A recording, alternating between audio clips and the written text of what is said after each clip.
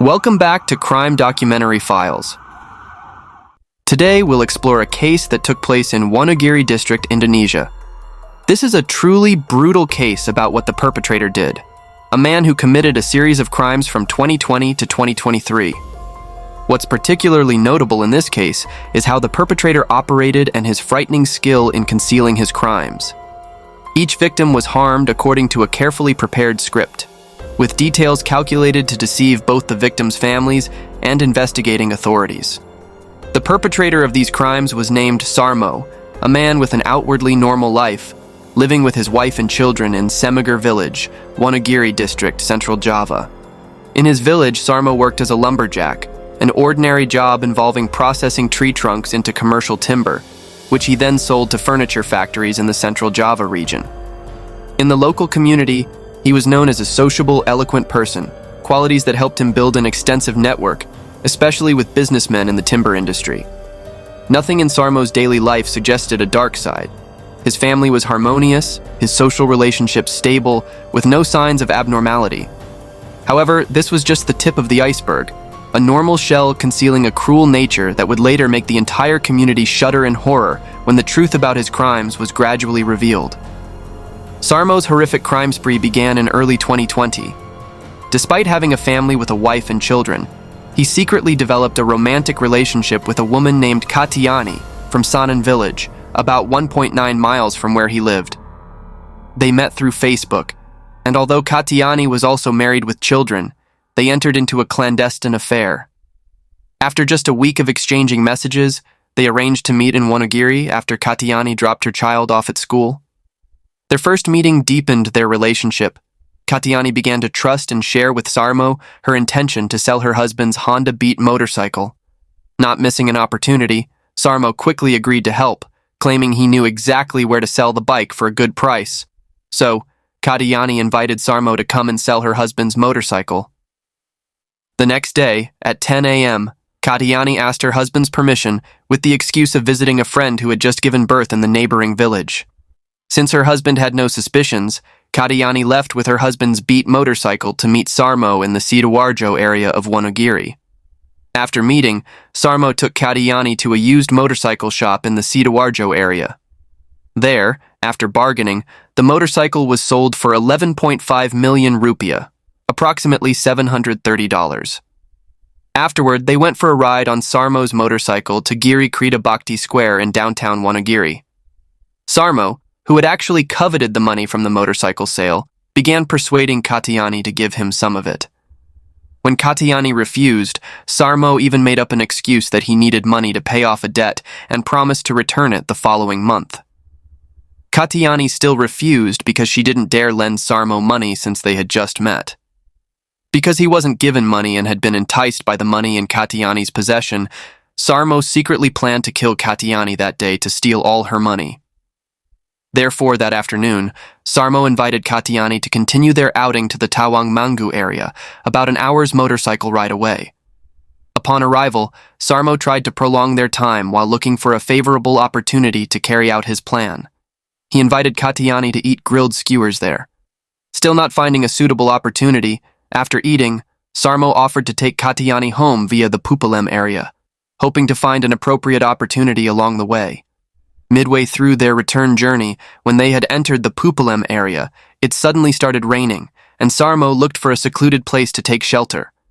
Finally, he took Katani to take shelter at a local cemetery in the Pupalem area, which was very deserted at the time. While they were sheltering from the rain, and Sarmo had made sure the area was truly devoid of people, he began to act. Sarmo killed Katani by strangling her and smashing her head against a tombstone until Katani took her last breath. Afterward, Sarmo robbed all of Katani's money stored in her shoulder bag. Sarmo then took steps to erase traces with frightening calculation. He accessed Katani's phone and sent a WhatsApp message to the victim's husband, expertly impersonating as if it were Katani herself, announcing that she was fleeing to East Kalimantan with another man. This ruse was intended to prevent a search. When Katani went missing, her family would think she had voluntarily left, rather than suspect a murder. In haste, but with no less care, Sarmo dragged Katani's body to a deep ravine not far from the crime scene and threw the body down there. Next, he went to a nearby bridge and threw the victim's phone and shoulder bag into the water, a final effort to cut off any clues that could lead to his crime. Mission accomplished, Sarmo returned home with the stolen 11.5 million rupiah $730, showing no signs of remorse or worry. Meanwhile, Katyani's family at home fell into a state of confusion when night had fallen and she still hadn't returned. They couldn't contact her because her phone was turned off. Their anxiety increased when they received a strange message from Katyani's phone to her husband, the content like a farewell, that she would leave her family to go to East Kalimantan with another man. This was completely inconsistent with Katyani's character, who had never shown dissatisfaction with family life or any intention of leaving her husband and children. By the next day, when Katyani was still missing, her family's anxiety prompted them to report the incident to the Wonogiri police. Authorities quickly deployed a search, with information that the last time Katyani was seen, she was wearing a red sweater, long jeans, and a headscarf. However, all efforts yielded no results. The police began to lean toward the hypothesis that perhaps the message content was true, thinking that perhaps Katyani had indeed fled to East Kalimantan. But 3 months later, on May 16, 2020, an astonishing discovery shocked the entire Pupalam district. Local residents found the skeleton of a victim in a deep ravine near Giriharjo Cemetery, with pieces of a red sweater still clinging to the bones. This detail immediately made investigators think of Katyani, the woman who had disappeared 3 months earlier. Police quickly contacted Katyani's family and conducted DNA tests to confirm identity. The test results confirmed the worst fear. The remains were indeed Katyani's. This news dealt a staggering blow to the victim's family, who couldn't believe that the woman they thought had run away with a lover had actually been brutally murdered. However, investigators hit a dead end because no one knew who was the last to see Katyani. Her relationship with Sarmo was too new, and Katyani had kept it secret from everyone, making it impossible for anyone to identify the last person to see her. While the community was buzzing and the family grieving, Sarmo calmly followed news about the case without any worry. The success of this first crime, killing and escaping punishment completely, fueled the predatory instinct within him more strongly. The illusion of perfection in crime drove Sarmo, and soon, the next victims began to fall into the dangerous, deadly trap he had set.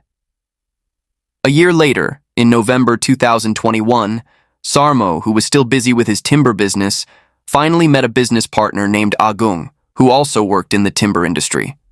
At that time, Agung and Sarmo agreed to cooperate and start a timber business in Semigar village. The land for the timber business was rented with Sarmo's money, while Agung was the investor or capital provider so the business could operate. According to the plan, the business would be entirely managed by Sarmo, and then the profits would be split in half. After reaching a business agreement, Agung invited Sarmo to visit his private home in Klaten to formalize the cooperation contract. With the awareness that Sarmo would manage an investment of up to hundreds of millions of rupiah, a simple security measure was taken. Sarmo provided a copy of his ID card as a form of guarantee. With this procedure completed, Sarmo began to run the business with the capital provided by Agung. In the early stages, business operations ran relatively smoothly. Sarmo regularly transferred to Agung 1.5 million rupiah $95 each week as a profit share, although this amount was quite modest compared to the initial investment. Agung, with a long-term view and optimism that this was just the beginning, showed no suspicion or dissatisfaction with the meager profits. He believed that persistence would bring greater rewards in the future. But after 4 months of operation, Sarmo's honest business partner mask began to fall off. He gradually shifted to embezzling all the profits, completely ceasing to share the regular amount with Agung as originally agreed. When Agung questioned the financial situation, Sarmo gave a simple explanation that was absurdly unreasonable. Business is not favorable. There's no profit to share. This excuse made Agung feel dissatisfied, but it wasn't enough for him to completely distrust his partner. For a long time, Agung's wife had repeatedly warned her husband about Sarmo. This woman's intuition had warned her from the first time Sarmo came to their house. The flowery promises, the business prospects that were too ideal to be realistic, along with Sarmo's tattooed appearance and thug-like demeanor, all made her worried. However, Agung had been enchanted by sweet words and the prospect of getting rich quickly, still firmly believing in his business friend.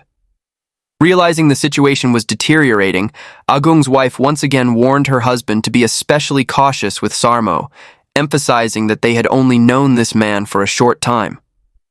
Understanding that the business relationship was at risk of collapse, Sarmo quickly changed tactics. He skillfully reconciled with Agung, invited his partner to visit his village, and used this opportunity to introduce Agung to his family members as if Agung were not just a business partner, but also a close person.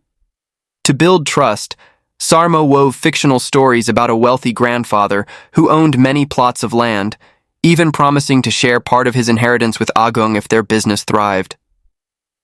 The sweet promises and visions of immense wealth in the future gradually erased Agung's initial suspicions, drawing him deeper into the sophisticated trap that Sarmo had set. Sarmo also told Agung that his grandfather there was a respected witch doctor, and Sarmo even tried to make Agung believe in magic and witchcraft, saying that all of that could make their business more successful in the future. Because Agung didn't know at that time that Sarmo was actually a scammer, he believed immediately. Even when he went home, Agung told all of that to his wife. But after hearing all of that, Agung's wife became even more suspicious of Sarmo, because everything Sarmo explained was increasingly unreasonable. This made his wife even more worried about Sarmo and continued to remind Agung to be careful not to be deceived. But Agung, who had trusted Sarmo, ignored his wife's advice, even starting to believe in the mystical things that Sarmo had told earlier. Agung's wife felt that her husband had been psychologically manipulated by Sarmo. Meanwhile, Sarmo, who realized that Agung was listening to him, took advantage of the situation by asking Agung to send him money, 10 to 20 million rupiah, 635 to 1270, every day, with the reason being for the capital of their timber business. Agung always followed Sarmo's wishes, to the extent that the total amount of money that Agung had sent to Sarmo was 800 million rupiah, $800, in stages, with the hope that in the future, their business could operate with much larger profits. But a few months later, Sarmo still wasn't sending money from the business to Agung, making Agung feel upset once again. Meanwhile, Sarmo simply made the excuse that their business was lacking customers, even though the reality was that he was keeping all the profits for himself. So, Agung finally felt that Sarmo was openly embezzling all the profits from the business. Because of this, Agung went to meet Sarmo at his workplace. There, Agung directly asked Sarmo to return his share of the profits, even requesting Sarmo to let him run the business himself in Klaten. Meanwhile, Sarmo began to feel worried, because he was very afraid if the business was transferred to Klaten. If the business was transferred there, he would certainly no longer have any role in that business, because Sarmo's contribution was only the land or location for the business that Sarmo rented. Because he was worried, Sarmo began to think of ways to eliminate Agung so that he could control the entire business himself. Faced with the risk of losing control of the business and source of profit, Sarmo recalled his frightening previous success, having killed someone without leaving a trace. With a dark mind and cold calculation, he began planning to permanently eliminate Agung. After the intention had matured, he ordered potassium cyanide on an e-commerce site. Afterward, he contacted Agung and skillfully reconciled, creating a comfortable atmosphere to discuss their joint business project. In the conversation, Agung happened to share that he also had an investment with a partner in Jogja, but was having difficulty recovering the capital. Without hesitation, Agung suggested that Sarmo accompany him to reclaim the 150 million rupiah, 9,525, that was stuck. Sarmo quickly realized this was exactly the opportunity he was looking for. With a confident and mysterious demeanor, he proposed a solution using spiritual powers from his grandfather to solve the problem without direct confrontation. This strange proposal, instead of raising suspicion, excited Agung, and he immediately agreed, not knowing that he was walking into a deadly trap. Thanks to this, Sarmo continued to take advantage of the situation to make more money, because there, Sarmo asked Agung to send him 1.5 million rupiah, 95, with the reason that the money was to buy some necessary equipment, a type of incense and other things, then asked Agung to come there. Before Agung arrived, Sarmo hastily ordered one of his employees to dig a hole with the intention of using it to bury Agung's body. Of course, the employee didn't know anything and did what his superior told him to. On November 24th, 2021, Agung went there alone, and before going, Agung had said goodbye to his son, because at that time his wife wasn't at home. He said he would go to handle the investment issue in Jogja. After saying goodbye, Agung went on his Black Beat motorcycle to meet Sarmo at their timber business in Wonogiri. After the meeting, Sarmo invited Agung to a hut in a ginger field not far away, saying he wanted to talk about the ritual he would perform. Agung, completely unsuspecting, followed by walking for about 10 minutes. Upon arriving at the hut, tired and certainly thirsty, Sarmo gave Agung a bottle of mineral water that he had put potassium cyanide in. Agung had no suspicions and drank immediately. While drinking, Agung suddenly stopped, sensing an unusual flavor in the water. But it was too late. He had swallowed a considerable amount of poison into his body. Within minutes, symptoms of poisoning began to appear: severe dizziness, difficulty breathing, and finally convulsions. Sarmo coldly stood watching as his victim gradually lost consciousness and then stopped breathing completely. After checking and making sure Agung was dead, he quickly searched the victim's clothing pockets, taking the keys to the vehicle and mobile phone. With cold calculation, Sarmo carried Agung's body on his shoulder, moving to the hole that had been prepared near his timber workshop. There, in the darkness, he alone buried the body, erasing all traces of the crime. The cleanup completed, Sarmo drove Agung's motorcycle to his own home. As soon as he arrived, he began removing the license plate and using a grinder to erase the engine and chassis numbers, turning the bike into an untraceable object. Afterward, to erase his traces, Sarmo manipulated Agung's phone with sophistication. He sent WhatsApp messages to Agung's son, perfectly impersonating the victim's tone. In the message, Agung asked his son to pick him up at the Delanggu area in Klaten. Believing it was his father, the son immediately set out. When he arrived at the meeting place, he was confused when he didn't see his father anywhere. He continuously called and texted, but received no response. The next day, a new message appeared.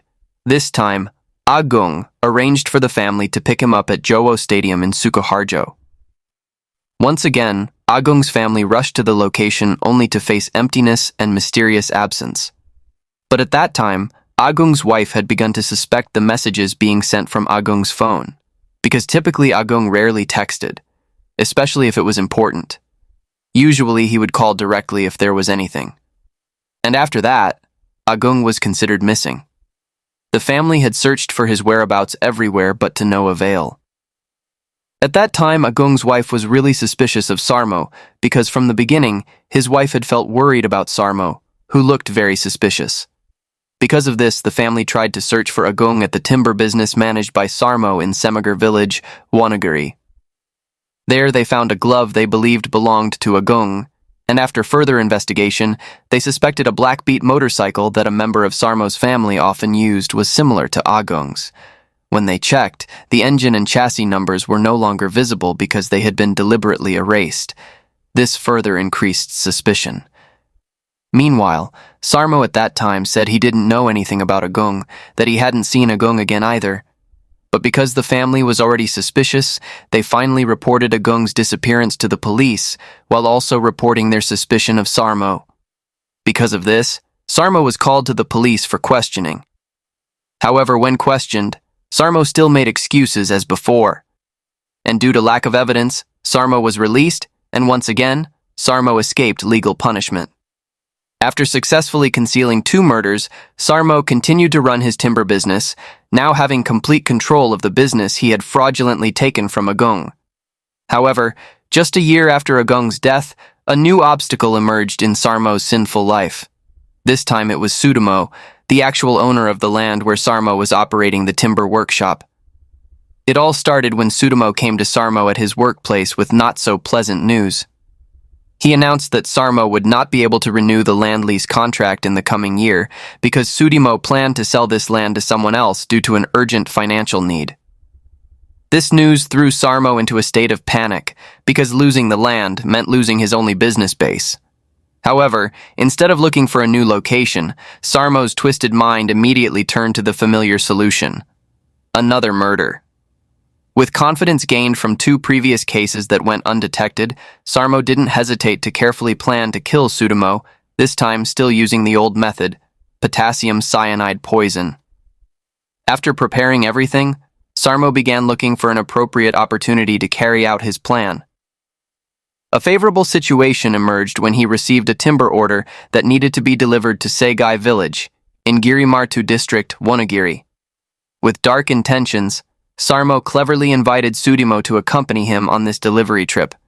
Because their relationship was like friends, Sutomo, completely unsuspecting and willingly agreed. Both set off in the pickup truck that Sarmo typically used in his timber business. Throughout the journey, when thirst began to appear, Sarmo gave Sutomo a bottle of mineral water. But this wasn't normal drinking water, but had been secretly mixed with cyanide by Sarmo beforehand. Unaware of the lurking danger, Sutomo drank a large amount of the poisoned water. About 15 minutes later, the poison began to take effect. Sutomo began showing signs of difficulty breathing, then violent convulsions, while Sarmo calmly sat beside him, coldly observing and patiently waiting until the victim was completely motionless and stopped breathing. After ensuring Sutomo was dead, Sarmo brought Sutomo's body to Sutomo's garden, not far from his timber business. When he got there, he placed Sutomo's body near a hut in the garden and staged it as if Sutomo had drunk pesticide in the hut, placing a pesticide sprayer next to the body. Afterward, Sarmo used his familiar trick, which was using Sutomo's phone to send messages to the victim's family, saying that night Sutomo would sleep in his garden, and as if Sutomo had sent a final farewell message to his family. Afterward, Sarmo put Sutomo's phone in his pocket and left. Not stopping there, Sarmo then made a false declaration as if Sutomo, the landowner, had signed an agreement that the land had transferred ownership to Sarmo. Sarmo even forged some signatures of related parties to carry out his plan to seize the victim's land. Meanwhile, Sutomo's family, who had received the earlier message, immediately became worried, and at that time, they went to the hut in the garden.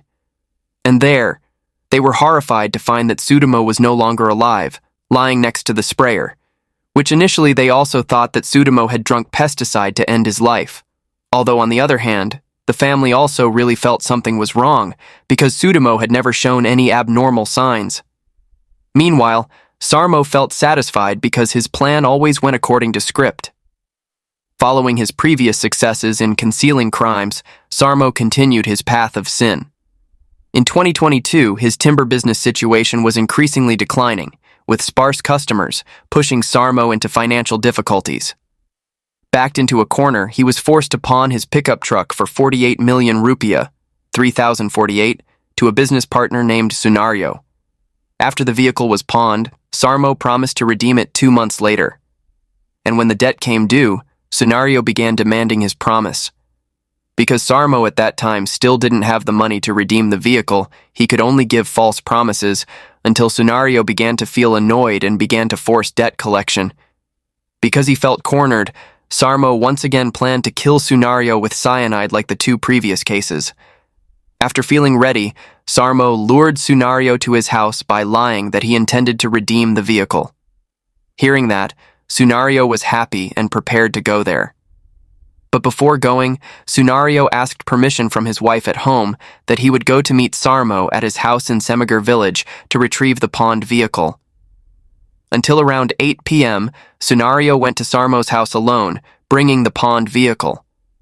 At the meeting point, Sarmo skillfully suggested that Sunario come to a nearby food stall with the pretext that he would make the payment there.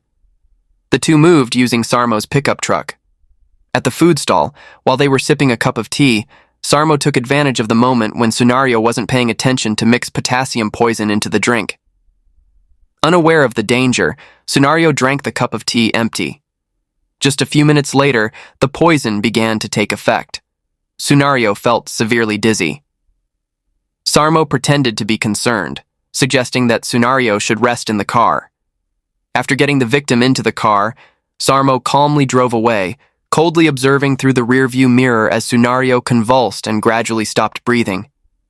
After ensuring that Sunario was no longer breathing, he brought Sunario's body to his timber business. When he got there, he doused Sunario's body with diesel fuel, hoping that doing so would prevent the body from emitting a strong odor. Afterward, Sarmo buried the body right under the bed in his workplace. Meanwhile, because it was already midnight and Sunario still hadn't returned home, his wife texted to ask where he was, why at midnight he still hadn't come home.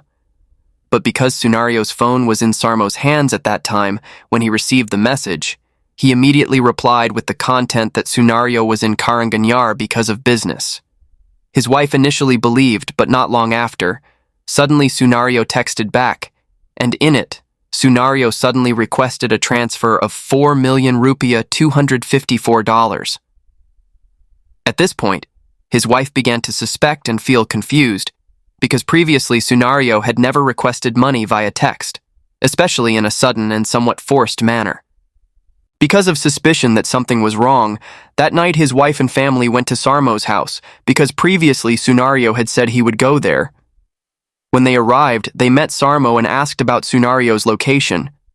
But he explained that Sunario had come to his house to deliver the vehicle, while also redeeming the 48 million rupiah $3,048 debt. Afterward, he took Sunario to the Jatapurno bus station because Sunario requested to be taken there, and he didn't know where Sunario went after that. Initially, the family somewhat believed Sarmo's words, but on the other hand, they were also worried because they feared something had happened to Sunario. Because by the next day Sunario still had no news, finally the family reported Sunario's disappearance to the police there, and news about this began to spread there. Because he realized the police had intervened, Sarmo began to feel worried. He planned to move Sunario's body, which he had buried under the bed, to another place farther away. Because he was confused about where to move it, he finally burned the body with old tires and teak wood until the body was completely burned to ashes. Afterward, he brought the ashes and remaining bone fragments home to discard and scatter in the area behind the house. After everything was finished, Sarmo began focusing on Sunario's phone, still in his possession, to once again infiltrate the phone, to divert the suspicion of Sunario's family, who now began to target him. Meanwhile, in confusion, Sunario's wife suddenly received a WhatsApp message from Sunario saying he was being kidnapped, and the kidnapper demanded a ransom of 40 million rupiah, 2,540, from Sunario's family. The kidnapper also threatened to kill him if they dared to report this to the police. For Sunario's safety, his family listened to the kidnapper's demands and prepared 40 million rupiah, which they had requested to see current images and voice recordings of Sunario. But there, Sarmo had made the excuse that he and Sunario were in two different locations, so he couldn't take photos or record Sunario at that time. Because they couldn't prove Sunario was still alive, the family finally courageously reported the kidnapper to the police. Because of this, the police began tracking the location of Sunario's phone. But strangely, somehow, the phone's location was detected to be in the Karanganyar area. Because of this, the police conducted a search of the Karanganyar area, but still found no results. Even after searching for several more months, there were still no clues. And in conclusion, as time passed, this case gradually faded, until finally, Sarmo once again escaped punishment. But this was the last time Sarmo could escape, before finally being exposed due to a small matter. A year later, at the end of 2023, Sarmo was increasingly experiencing financial difficulties because his timber business was almost bankrupt. Until finally, on December 4th, 2023, Sarmo was arrested, but not for the previous cases, but for being caught stealing 2 phones and a power saw from residents in Krayalore village, Wonogiri. After being arrested for theft, Sarmo began to be examined in detail and certainly questioned. There, his consecutive lies began to be discovered, plus the fact that Sarmo's name had really been mentioned multiple times as a suspect, especially regarding the disappearance of Agung from Klaten and also Sunario, his last victim. This was an opportunity for investigators to question his past deeper. Finally, after undergoing lengthy examination and questioning, Sarmo couldn't withstand the pressure with all the crimes he had committed, And finally, he began to confess to each crazy act he had done to his 4 victims consecutively, which he had carried out since 2020. This even shocked the investigators because it turned out he was the perpetrator they had been looking for, and finally got caught because of stealing a power saw. Finally, after 4 years of spreading terror and taking the lives of 4 innocent victims, Sarmo's circle of crime was closed. This case has left a profound lesson about vigilance when dealing with strangers, especially in situations involving large sums of money. It also reminds us that crime, no matter how skillfully concealed, will eventually be exposed to the light of justice. And that's the case for today. Thank you for watching, and see you in the next videos.